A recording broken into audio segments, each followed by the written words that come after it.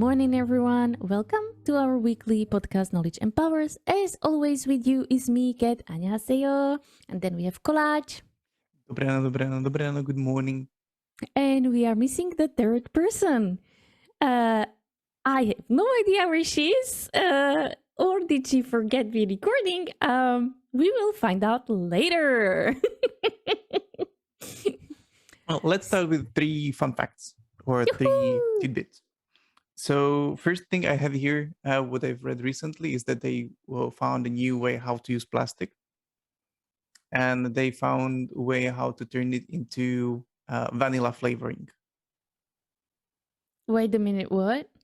Yeah. So, what? like the usual plastic could be turned into vanilla flavoring. Like when something is tasting like vanilla, right now it could be because it's like plastic was turned into the flavoring. Meaning we are eating plastic? Not really. It's the plastic will be degraded or something like that, extracted, and the stuff will be extracted out of it. So it's like the flavoring. It's not. It's gonna be turned into. It's not like you're eating plastic. It's gonna be turned into something else. Okay. It's kind of tricky. Scary. Yes, scary. But like with all those tons of plastic, there's gonna be a huge amount of flavoring. The second one is in form of a question. So, what is the color of my eyes? I think you have the same color as I have. Yep. Gray green. Nope. No? Wanna try it again? A black, gray, green, white. Nope. So as it turns out, everybody has brown eyes. Huh? Yeah, everybody has brown eyes. So there is only one pigment in everyone's eyes, and that's brown. It's melanin. And by the amount of it, it absorbs the sunlight differently or the incoming light, and therefore it looks like a different color. But in reality, everybody has just one pigment, and that's brown. Boo. So as an artist, I disagree. well, as I said, by the amount of this pigment, how much you have it, the sunlight, the light refractures and comes and bends differently. Therefore, it's perceived like a different color. So yes, indeed, you will see blue eyes, you will see green eyes, you will see whatever, but the pigment is only one, and it has brown color. So from now on, I will not say I have a green gray eyes. I will say I have brown. Yep, What? everybody has.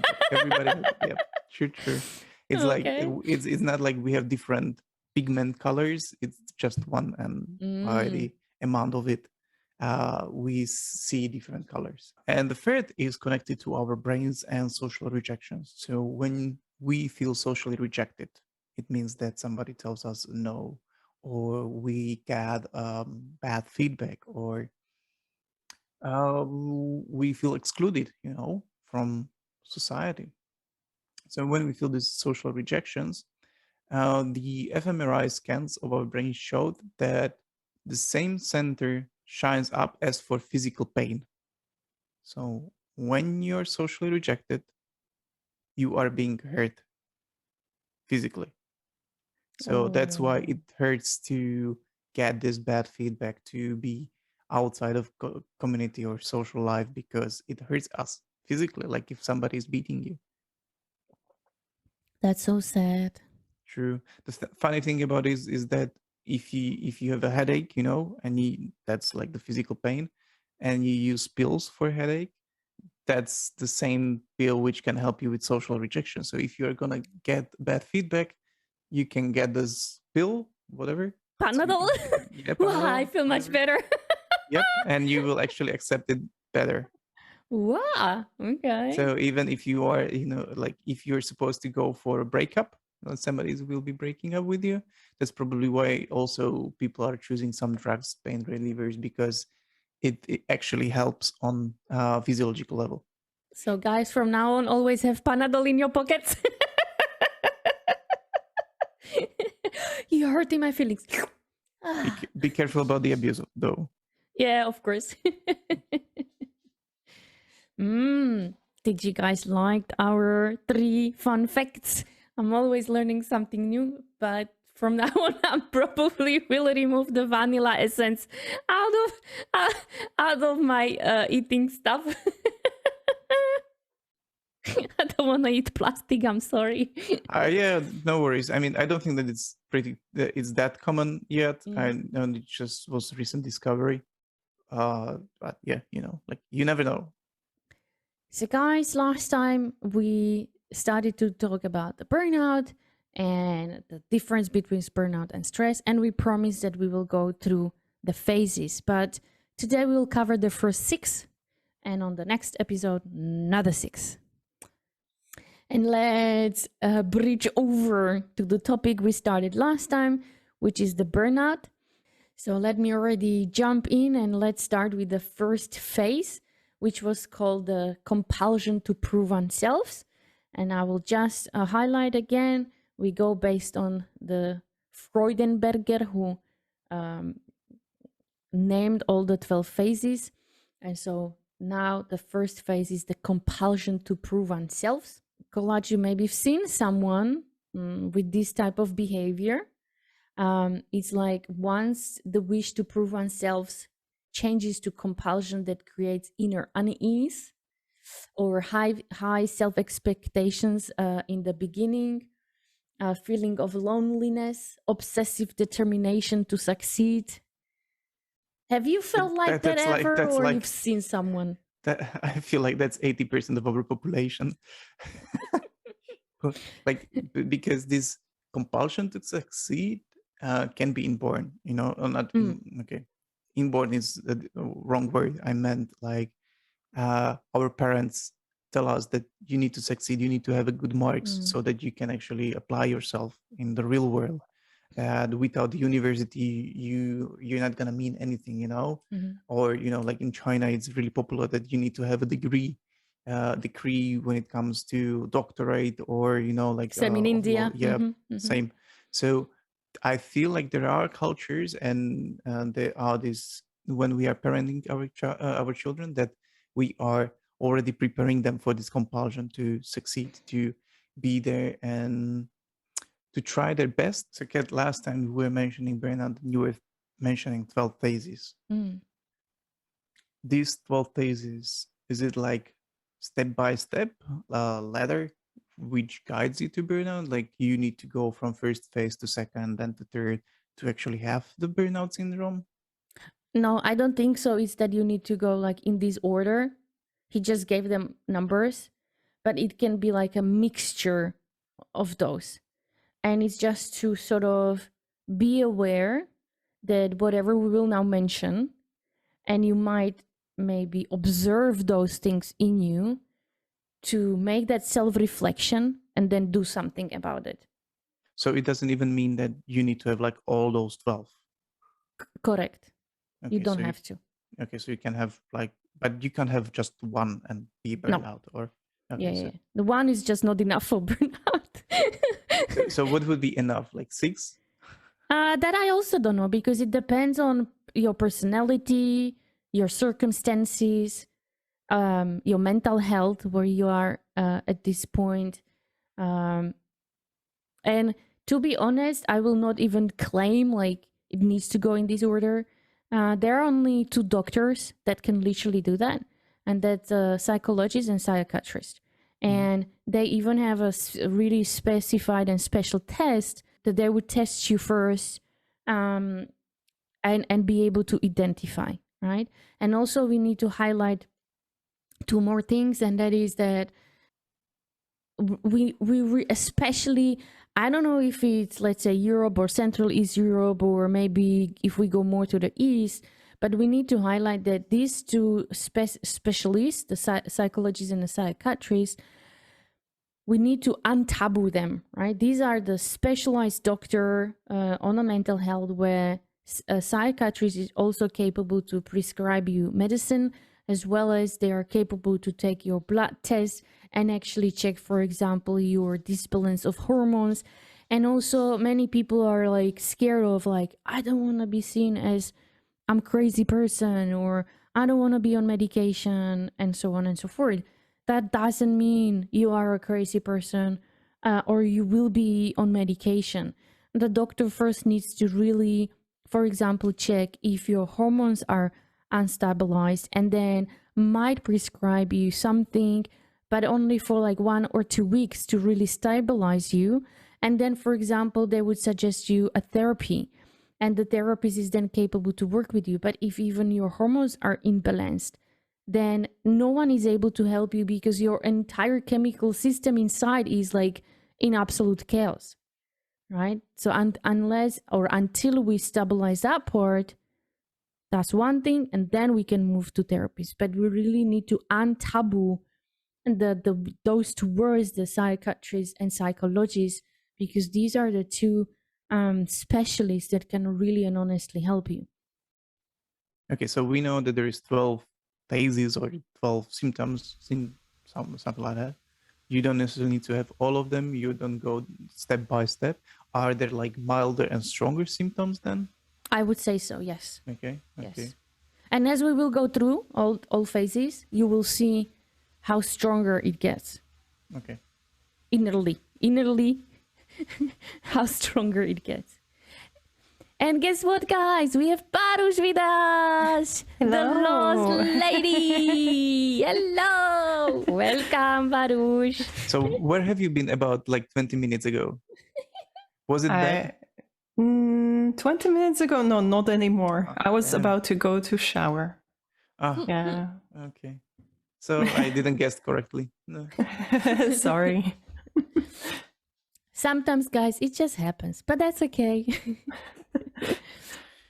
So let's move to phase 2. That one is called working harder. People tend to take on more work to reach their ambition. People in second phase have urge to do everything by themselves in order not to lose control. Many times people around misjudge this obsessive determination with eagerness, and comes the feelings of insufficiency. Well, isn't this connected rather to some self-worth? Yeah, that's something what we touched with the first phase already. I think, and it's closely connected. Like you want to prove yourself, you want to satisfy the authorities. So yeah, you're gonna take more work. I understand it in a way that it's especially difficult when you're coming from individual contributor, where this is expected from you, that you do the job by yourself, and then you, for example, become a project manager or a leader or responsible for a group of people. And that's when you need to learn either delegate or let go and really trust the people. And it's very hard when you do it for the first time. And it's basically you shouldn't misuse it. Otherwise, you go against yourself. Because at the end, you will then feel very tired because you do everything by yourself. You don't feel happy because no one will appraise it. No one will even see it. Based on my experiences, is people don't say it. Unless you talk about it, people will not. Because what your manager or people around you see are results. And especially nowadays, when you work from home office, they don't see you suffer. They don't feel you feel unhappy. They don't see you feel sad. They just see the results. And also the way you would present it, you are playing an act because you want to show you are capable. You would not show like, hey, I'm overly busy. I'm too tired. I'm this and that. I feel like this is applicable on really bigger scale than just home office or just project management. I feel like even as individual contributor, you can be overlooked, and your work can be skipped. Like, for example, when we're talking about burnout of nurses specifically, or doctors, that's individual contributor, and you get burnout. So, and it's not a project manager. You can't delegate as a nurse, to somebody else. Correct. Go for it. You're a patient. You're a patient. Okay, so go clean, please, the others.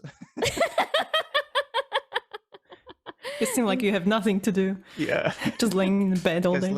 You lay around all the time. So. In Korean, we would say maja. It's more. Yeah, so, but I'm just referring to roles that are close to me. But exactly like you're saying, it's really we talk about any roles and can be applicable to any roles. I It's feel just like this is also leading a bit to workaholism, you know? correct, Like, correct. so you can develop this syndrome or even this sort of a disease there as well, you know? Macam-macam. Number 3, neglecting their own needs. Personal needs are considered disturbing, postponed, or forgotten. Loss of sense of humor. Artificial smile takes place of a good laugh. And people in this stage are slowly withdrawing from social contacts. Let's say there is too high workload on me and I'm extremely tired. That's when I am not able to understand humor. And I remember many times I was asking Fisho for help, and we had like really good relationships. So I told him, Fisho, I'm in that stage when I'm not able to distinguish humor from seriousness, etc. Filter people for me. And so every time when someone tried to approach me was like, Fisho was first filter, like you have to stop. And he was like, okay, what do you need? Da, da, da. So whether if it was under his capabilities, he would help. And unless it was something where really manager was needed, he was then, okay, the doors are open, you can reach out to the manager. Otherwise, he was my filter. But if he would probably not be there, I would literally need to go and take immediately a vacation, because I already was capable to do that self-reflection that I'm no longer able to understand this and that. So something is wrong with me, take vacation. But we will talk about prevention later. So, but Fisho, thank you. Fisho 감사합니다. Okay, number 4. Displacement of conflicts and needs. People in this stage are aware that something is not right. Usually it is a threat to see the root of their problem. It may keep them from reaching their goals, so it may be unconscious. And here comes the first physical symptoms. Maybe headache, maybe tiredness, maybe some hurting, but mostly emotional. Okay. Emotionally, but then it's connected to physical. You don't want to get out of the bed. So this displacement of Conflicts and needs. conflict. They Okay, I know haven't- something is not right, but they don't want to even talk about the root cause. And they will just might displace things, might misunderstand things. Number 5, a revision of values. So people in this stage have change of perceptions.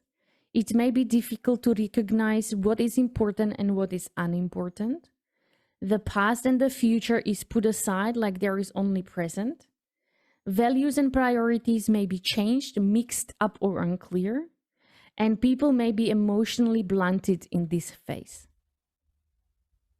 Remember once we had Collage, the girl that I think you were with me, and she shared that for the past 2 years, she doesn't feel anything. Like she doesn't feel happiness. She doesn't feel sadness, like nothing.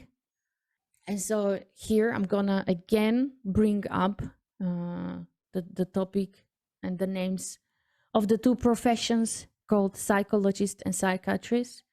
And really, if you already have like the emotional bluntness, aka you don't feel anything and nothing at all, honestly go to psychiatrists, ask them to take your blood, talk to them. And I'm gonna highlight also one more thing, and this is connected to Slovakia, so maybe different countries, different rules, but according to our health insurance, psychiatrists are paid fully by the health insurance, and usually for psychologists we pay. But again, go to your health insurance, check what they offer, whom they have contract with, because that's how the amount of money you would pay for the therapist differs. So really first check all of your options and then go and reach out, because it's not healthy not to feel anything.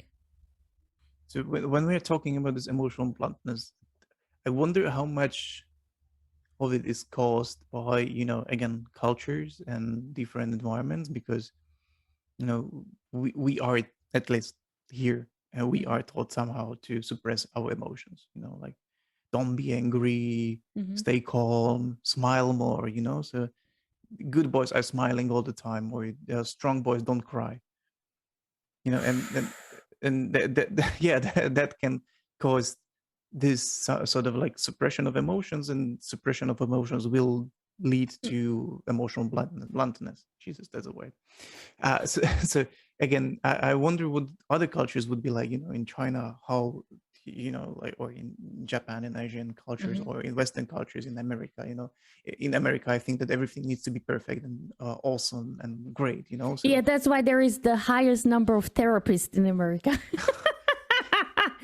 yeah, So many people go to therapists in America. yeah, in China or something like that, I can imagine that there can't be a word that we have a problem, like, again, so there is only a challenging opportunity to, to collaborate or something like that. So I wonder how much culture is playing a role within this. I think a lot, but of course, I'm not a scientist, but I can only see and share what I saw or what I observed, but I have no data to confirm it. Therefore, I'm saying it out loud. I'm not the scientist. And I'm gonna put like two parts. One part we can see now. There are lots of parents' books, and we see how much now there is a guidance when you have a little kid or a newborn of how you should treat your baby, and actually to let your boy cry, not to already put that judgment that boys should be tough not to cry and girls can cry. It's actually, that is already changing, right? Because they see the mistakes that were happening. Now, the second part, when you mention cultures, and maybe because we can observe, and Baruch even lived in, for example, in China, we then see these extreme behaviors. If I take Japan, so Japan behavior towards outside world looks like this is one of the most conservative country in the world. That's how they are sort of making that promotion of the country. But when you are inside and you dig, let's say, under the blanket, then you see how extreme it goes. They go, everything is super extreme. Guys have mistresses because they are not happy at home, or they get super drunk because they work long hours and they are tired, and everything goes just to one extreme to another. So obviously there is something, and unless we learn to really balance the work, balance your life, balance your mental health, then there will be this sort of extreme from one to another. How is it in China, Baruch? It is, as you said, like there are many people, many guys who have mistresses, many women that are having boyfriends along their All husbands mistresses. or mistress. That's not popular there yet. So Oh, okay. We don't know. yeah, that of course. Maybe it's same like when we had communism here. So that's maybe even worse. How it goes for the, like, when we're talking about emotional bluntness, you were there. So how expressive were Chinese when it comes to emotions? Well, if it's positive, in quote, a positive emotion, then expressive as us. But if it's a negative one, again in quotes, then you would not see anger, for example, because that's considered childish, like being angry at somebody for whatever reason. Same goes for sadness. I probably saw one person cry too during 6 years there. I'm not saying like I was staying with people in their homes, watching their, Pinching them until they cry. yeah, watching them until they cry. But still, I mean, for 6 years, you would expect more. Yeah, I've held them for 1 month and they didn't cry at home. So I tried. I tried. Then I released them. It's true. You are free to go. Okay, let's move to phase number 6, denial of problems. People in this phase would not admit their behavior has changed, but they grew more intolerant, cynical, and aggressive. As a result of a changes in behavior, they may lose social support. They blame their problems on circumstances or others. And there are the feelings of isolation, anger, and anxiety may show. Usual Monday.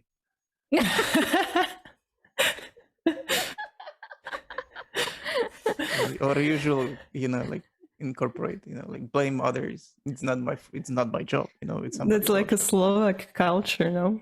I feel like this It is wasn't me, everyone's culture. it was collage. Yeah.